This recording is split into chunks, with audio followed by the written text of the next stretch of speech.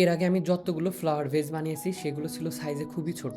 আজকে আমি আপনাদেরকে অনেক বড় সাইজের একটা ফ্লাওয়ার ভেজ বানিয়ে দেখাবো। এটা সাইজ এতটাই বড় যে এটা বানাইতে আমার 1 কেজির উপরে পাউডার লাগছে। পরিমাণ মতো পানি নিয়ে আমি পাউডারটা মিক্সড করে ফেলছি। এবার আমি যে পাউডারটা ব্যবহার করছি এটা একটু দ্রুতই হার্ড হয়ে যাচ্ছে, বাট আমার কাছে ভালো লাগছে যে ডিমোল্ড করার জন্য বেশি সময় অপেক্ষা করতে হচ্ছে না। মোল্ডের মধ্যে লিকুইডটা ঢালার পরে খুব ভালোভাবে ঝাঁকিয়ে দিতে হবে যেন বাবলগুলো উঠে যায় এবং সব জায়গায় পাউডারটা ভালোভাবে পৌঁছে যায়। এটা সাইজ কিন্তু অনেক বড়, বাট ভিডিওতে হয়তো বোঝা যাচ্ছে না। 1 থেকে 1.5 ঘন্টার মধ্যে এটা আমি ডিমোল্ড করে ফেলছি। শুরুতে নাইফ দিয়ে চারপাশটা ছাড়িয়ে নিতে হবে, এরপর খুব সাবধানে আস্তে আস্তে এটা ডিমোল্ড করতে হবে। ডিমোল্ড খুব আস্তে আস্তে করতে হবে, কেননা অনেক সময় মোল্ড ছিঁড়ে যেতে পারে। ওইদিন আমি একজনের পোস্ট দেখলাম যে আনমোল্ড করতে যেয়ে পুরো মোল্ডটাই ছিঁড়ে ফেলছে। আচ্ছা, আপনারা এই বড় সাইজের মোল্ডগুলো ভিন্নতা নামের এই পেজটাতে পেয়ে যাবেন। আমি ওদের পেজের নাম কমেন্ট সেকশনে মেনশন করে দেবো।